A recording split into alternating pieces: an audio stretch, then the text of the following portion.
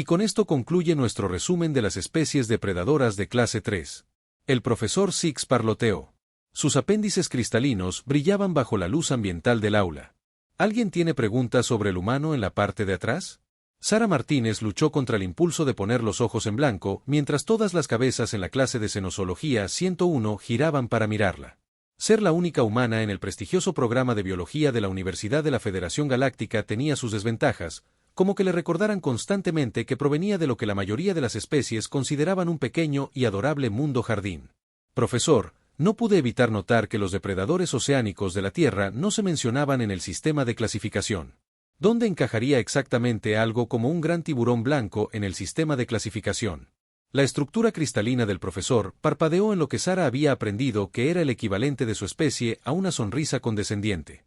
Ah, señora Martínez. Mientras tanto, su entusiasmo es apreciado.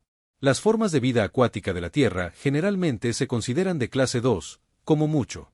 Quizás está exagerando las capacidades de estos tiburones debido a su especie. Naturalmente tímida, una oleada de risas ahogadas se extendió por el aula. Sara sintió que se sonrojaba, pero no por vergüenza. No, era el tipo de indignación justificada que solo surge al ver a alguien equivocarse de forma criminal sobre algo que uno conoce íntimamente. Profesor, con el debido respeto, creo que ha habido un malentendido sobre el ecosistema marino de la Tierra. Sara se puso de pie, con la tableta en la mano. ¿Les importaría si comparto algunos datos sobre los grandes tiburones blancos con la clase?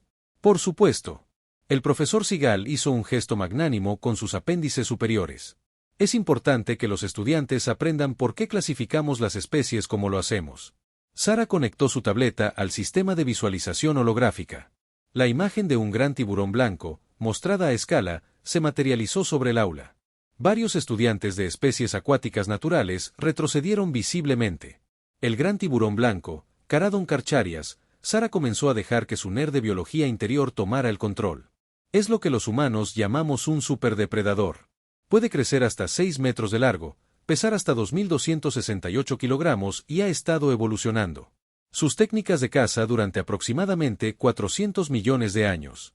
Sí, el profesor interrumpió, pero el tamaño por sí solo no determina la clasificación. Sus métodos de caza deben cumplir ciertos criterios. Pueden oler una sola gota de sangre en 100 litros de agua. Sara continuó buscando más datos. Sus dientes son cerrados y reemplazan continuamente la M. A lo largo de su vida, una sola mordida puede ejercer una fuerza de hasta 18,000 newtons. Su piel está cubierta de dientes microscópicos llamados dentados dérmicos que les permiten nadar silenciosamente en el agua a velocidades de hasta 56 a 10 km por hora. El aula se quedó en silencio. Alguien en la primera fila emitió un pequeño gemido. Pero quizás lo más importante, añadió Sara, ahora muy calentándose con el tema, los tiburones blancos tienen algo llamado electrorecepción. Literalmente pueden sentir los campos electromagnéticos producidos por los latidos del corazón de otros animales. Se sabe que rompen la superficie del agua, es decir, saltan completamente fuera de ella mientras cazan focas. Imaginen a un depredador de 3 toneladas lanzándose al aire solo para atrapar a su presa. La estructura cristalina del profesor Six había adquirido un tono pálido distintivo. Es bastante impresionante, señora Martínez, pero seguramente estas criaturas deben tener debilidades significativas. Oh, por supuesto. Sara asintió, mostrando un nuevo holograma. Ni siquiera son nuestro depredador marino más peligroso. ¿Le gustaría saber algo sobre la orca? Las llamamos orcas, pero en realidad son el miembro más grande de la familia de los delfines.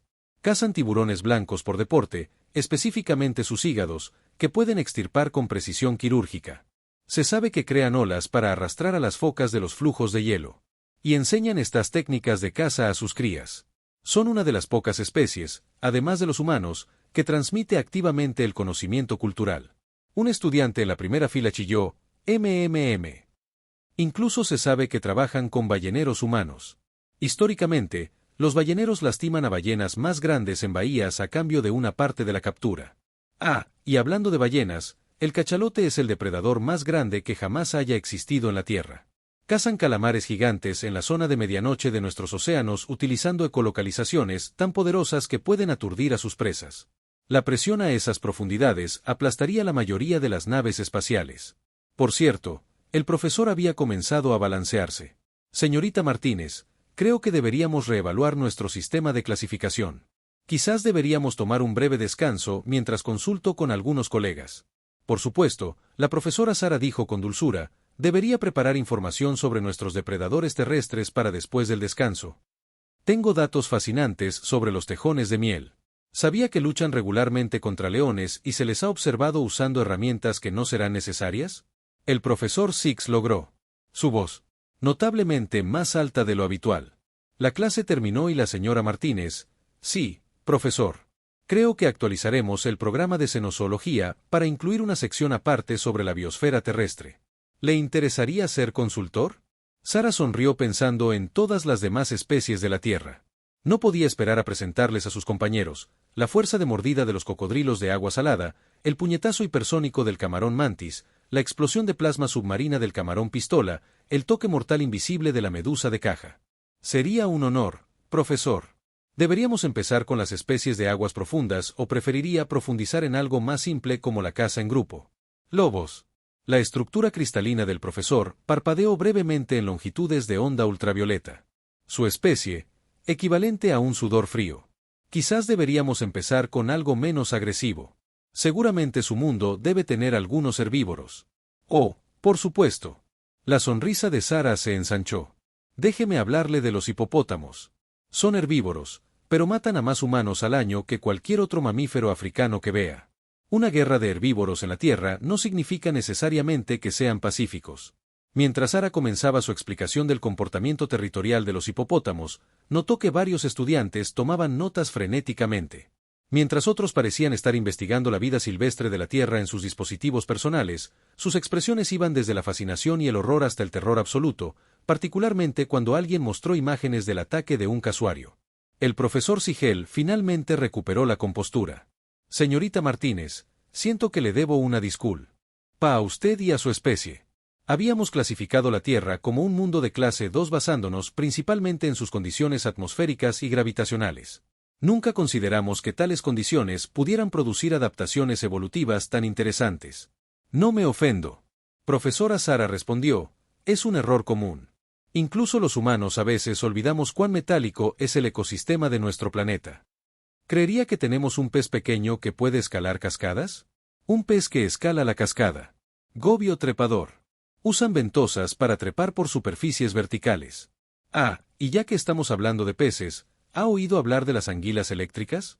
Pueden generar hasta 860 voltios de electricidad. De hecho, las estudiamos para desarrollarlas. Mejores baterías. Un estudiante en la fila del medio levantó un apéndice tembloroso.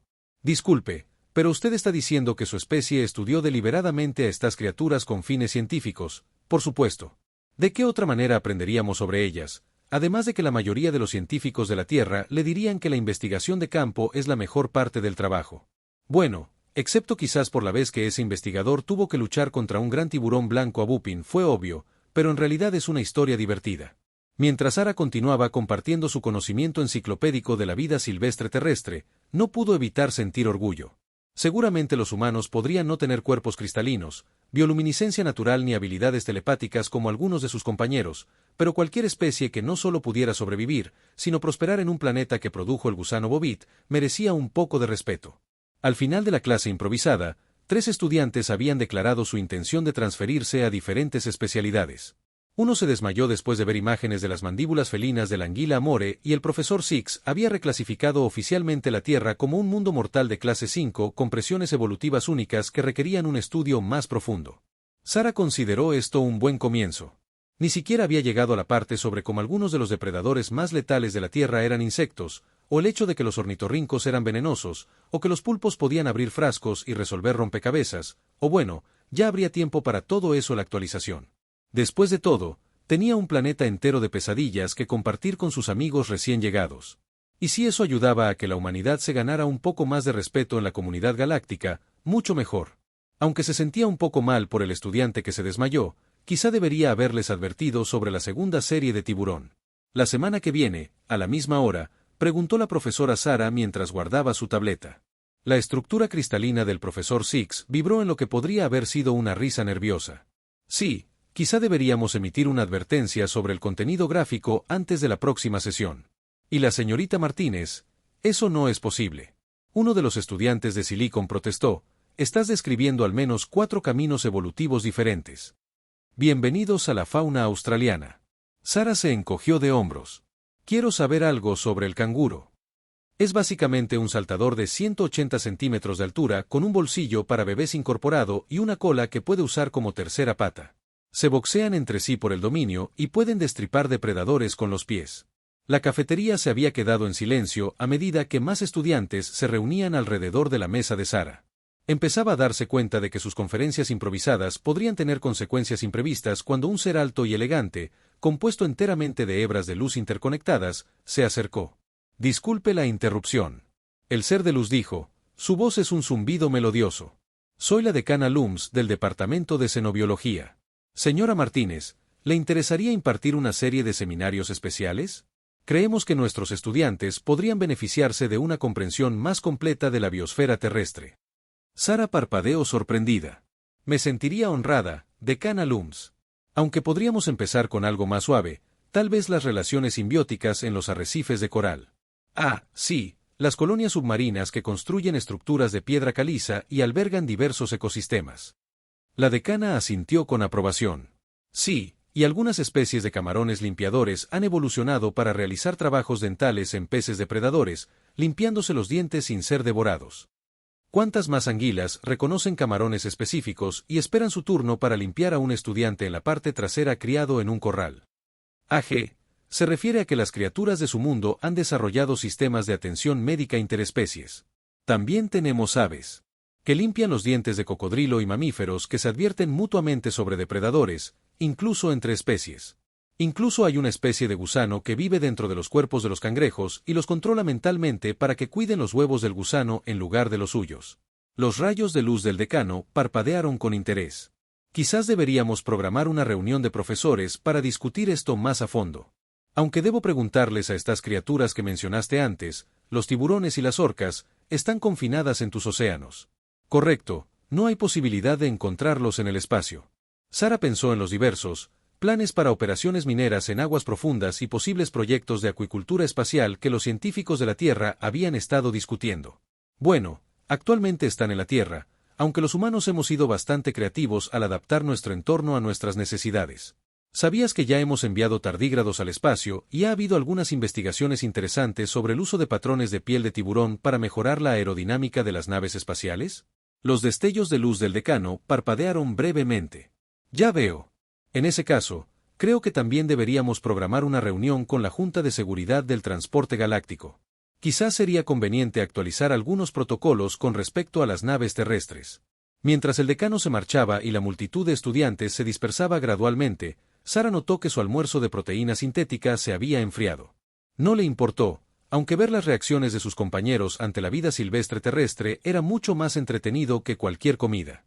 Además, aún no les había contado sobre las avispas parásitas que ponían sus huevos dentro de orugas vivas, ni sobre los hongos que convertían a las hormigas en zombis, ni sobre el hecho de que algunas especies de pulpos llevaba cáscaras de coco como armadura portátil.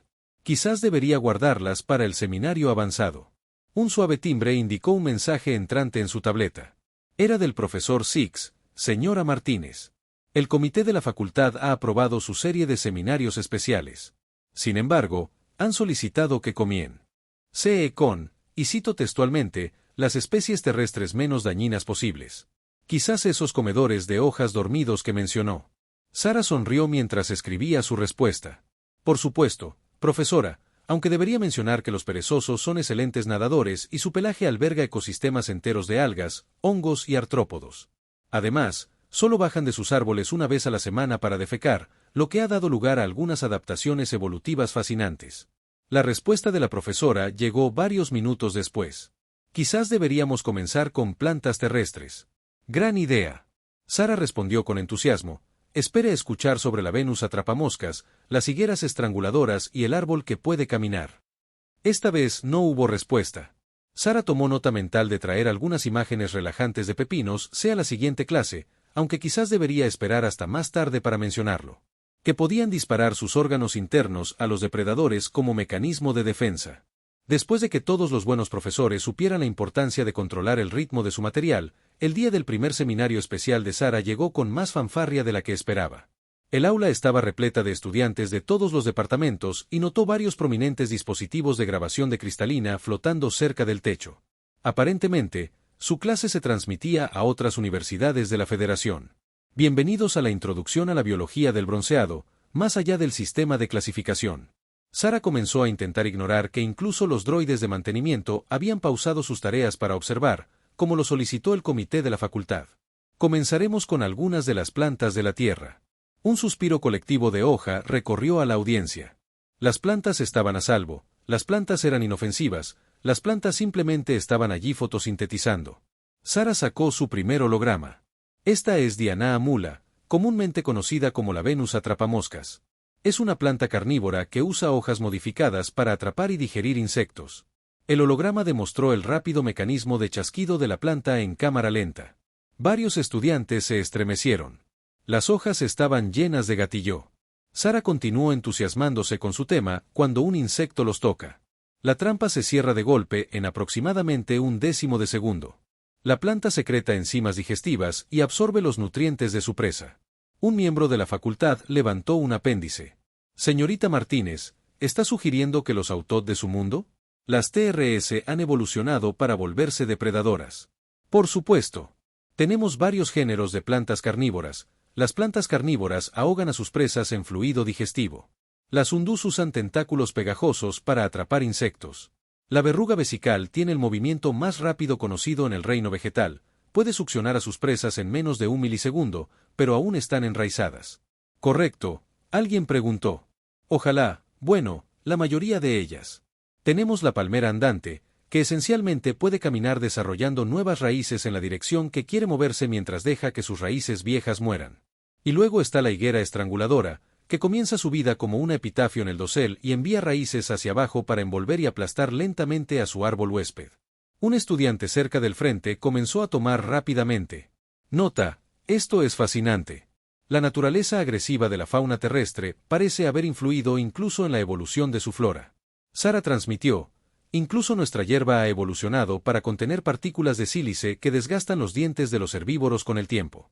Algunas plantas liberan señales químicas para advertir a otras del peligro o para llamar a los insectos depredadores para que las defiendan. Se comunican con DIN, los hilos de luz de lumina parpadeaban con interés a través de señales químicas. Sí, algunos árboles incluso comparten recursos a través de redes fúngicas subterráneas. Lo llamamos la red de la madera. Sara hizo una pausa mientras sus traductores intentaban transmitir el juego de palabras. Lo siento, es una broma humana. El punto es que las plantas de la Tierra han desarrollado estrategias de supervivencia increíbles. Sacó otro holograma. Esta es la planta Himp Himp de Australia. Su picadura es tan dolorosa que puede enloquecer a los animales y se sabe que mata caballos. El dolor puede durar meses. Hay informes de soldados humanos que se disparan para terminar con la agonía. Los hilos de luz del decano se atenuaron notablemente. Señorita Martínez, creo que también deberíamos revisar nuestra clasificación de la vida vegetal de la Tierra. Estos árboles y plantas suyas parecen ser tan formidables como su fauna. Oh, espere a oír hablar del árbol manal. Su savia puede quemar el metal y estar bajo él durante la lluvia puede causar quemaduras químicas. Los pueblos indígenas solían usar su savia para envenenar sus flechas. Un estudiante cristalino en la primera fila. Levantaron su apéndice. Disculpe, ¿está diciendo que su especie identificó estas plantas peligrosas y las convirtió deliberadamente en armas? Sara lo consideró. Bueno, sí. Aunque, para ser justos, también aprendimos a usar plantas con fines medicinales, alimenticios, materiales de construcción e innumerables otros beneficios. Los humanos tenemos una larga historia estudiando nuestro entorno y encontrando formas creativas de usar lo que aprendemos, como esos osos de agua que enviaste al espacio. Alguien llamó desde atrás, exactamente igual. Hablando del espacio, Sara sacó un nuevo holograma. Déjenme contarles sobre algunas de las plantas extremófilas que hemos descubierto. Hay especies que pueden sobrevivir en aguas termales volcánicas, en el hielo ártico, en una oscuridad casi total e incluso en entornos altamente radiactivos. De hecho, las estamos estudiando para ayudar a diseñar mejores colonias espaciales. Los droides de mantenimiento habían abandonado por completo sus tareas. Ahora, sus sensores ópticos estaban fijos en la presentación de Sara. Uno de ellos estaba haciendo lo que parecían sospechosamente notas en su memoria interna para la sesión de la próxima semana. Sara concluyó, discutiremos el reino fúngico de la Tierra. ¿Sabían que tenemos una red de hongos en Oregón que técnicamente es la más grande de los seres vivos? Organismo. Ansiosamente, dices que tu especie busca activamente los organismos más resistentes y peligrosos de tu planeta. Para investigación. Purp. Bueno, ¿de qué otra manera aprenderíamos sobre ellos? Sara se encogió de hombros. Aunque si crees que es interesante, espera a oír hablar de nuestros microorganismos. Tenemos bacterias que pueden comer residuos nucleares, virus que pueden sobrevivir en ácido hirviendo y pronos que pueden plegar proteínas en nuevas formas. Seres geométricos. Las formas comenzaron a girar rápidamente. Dinloms.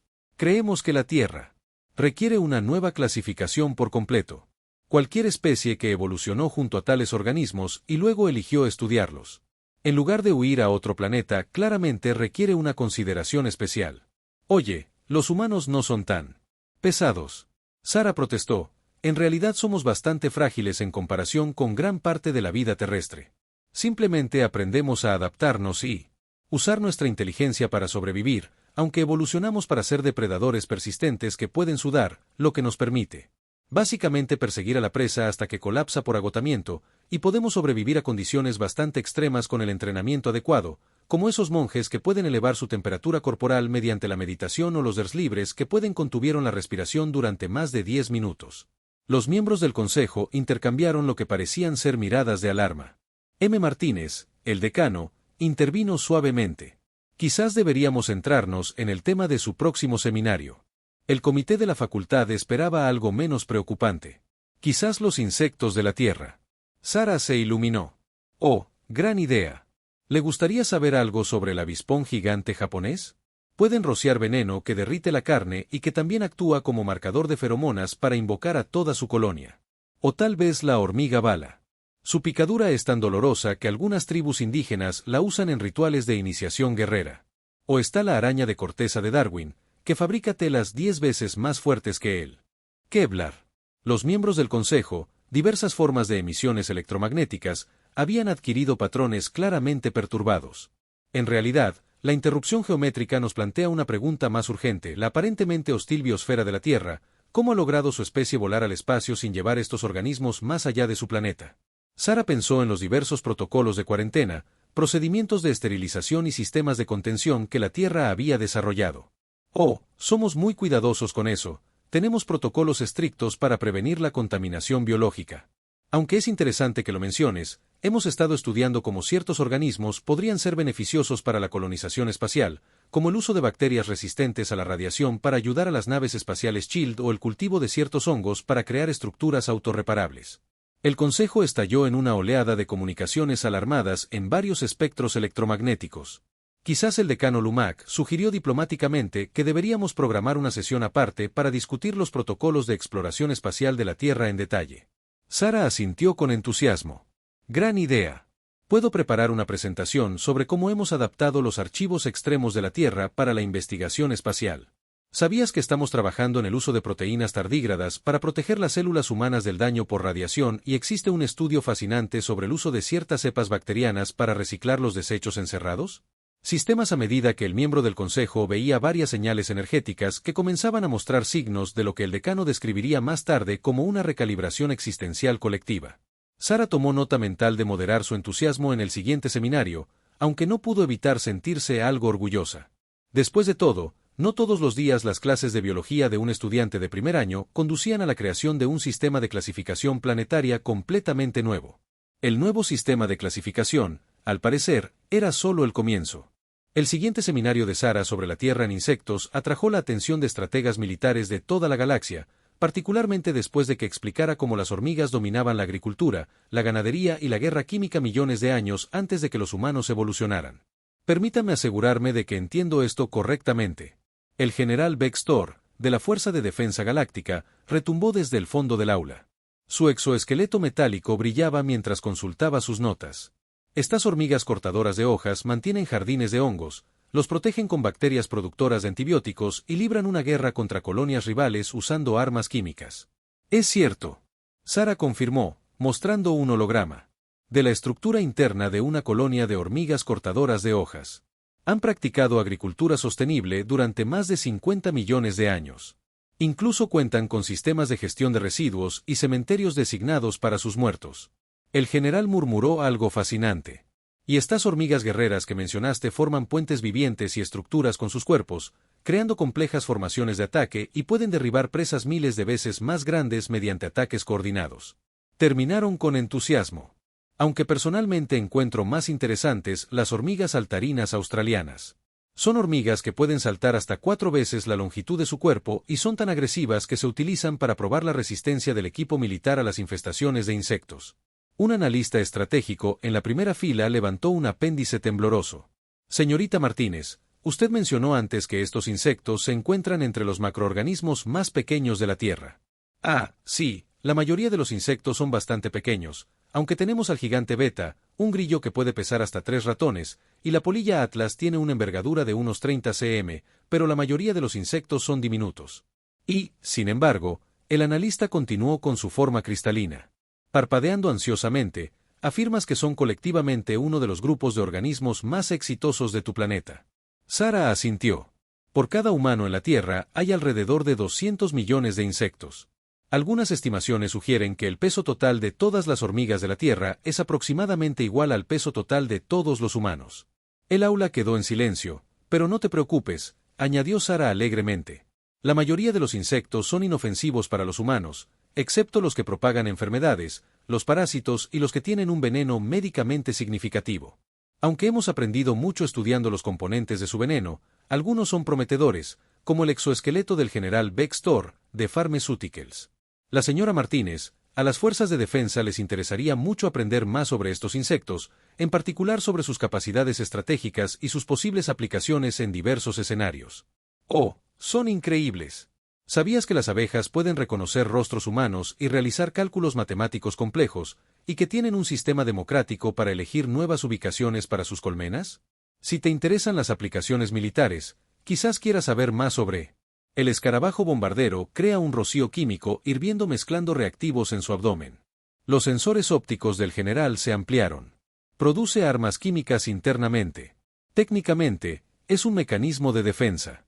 Sara explicó cómo la chinche asesina usa los cadáveres de sus víctimas como camuflaje, o cómo la larva de la hormiga león construye trampas en la arena, o cómo la luciérnaga crea hilos de pescar pegajosos para membresía efectiva de inmediato. Sara sonrió radiante. Eso es maravilloso. Los científicos de la Tierra estarán muy emocionados de colaborar con otros mundos. Tenemos tantos proyectos de investigación que podrían beneficiarse de la experiencia galáctica, como nuestros estudios sobre la adaptación de extremófilos para la terraformación o nuestro trabajo para comprender la inteligencia colectiva a través del comportamiento de las colonias de hormigas. El Consejo cree que el comisionado interrumpió suavemente que sería en el mejor interés de todos monitorear de cerca el desarrollo científico de la Tierra. Comenzando de inmediato. El general Baxter asintió vigorosamente. Su exoesqueleto crujió. De hecho, tal vez deberíamos establecer un puesto de observación permanente con fines científicos. Por supuesto, por supuesto. Sara estuvo de acuerdo, aunque quizás deberían diseñarlo con cuidado. La Tierra tiene estas increíbles termitas que pueden masticar el concreto y algunos hongos fascinantes que pueden digerir la radiación y estas bacterias que devoran el metal. El campo de energía del alto comisionado parpadeó rápidamente. Profesor Sigal, creo que necesitamos programar una reunión de emergencia del Comité de Defensa Xenobiológica de la Federación. Señorita Martínez, ¿estaría dispuesta a servir como consultora? Me sentiría honrado. Preparo una presentación sobre los microorganismos terrestres. He estado trabajando en una fascinante descripción general de los pronos y sus posibles aplicaciones en la ingeniería de proteínas. Toda la sala pareció estremecerse colectivamente. El comisionado sugirió con delicadeza que deberíamos empezar con algo más simple, como la composición de la atmósfera de su planeta. Ah, se refiere a la atmósfera rica en oxígeno que permitió a los insectos alcanzar tamaños gigantes durante el período carbonífero. ¿Sabía que una vez tuvimos libélulas con envergaduras de más de 2 toneladas? Algunos científicos creen que podrían haber sido capaces de atrapar pequeños reptiles en vuelo, ya que el campo de energía del alto comisionado comenzó a mostrar colores de advertencia y el general Baxter ordenó discretamente una actualización inmediata de todos los protocolos de biocontención de la Federación. Sara no pudo evitar sonreír. Ni siquiera había empezado su presentación sobre los parásitos, aunque tal vez debería guardar la parte sobre el piojo comelenguas para después de que la membresía de la Tierra fuera oficialmente aprobada. Después de todo, existía tal cosa como demasiada información a la vez para continuar.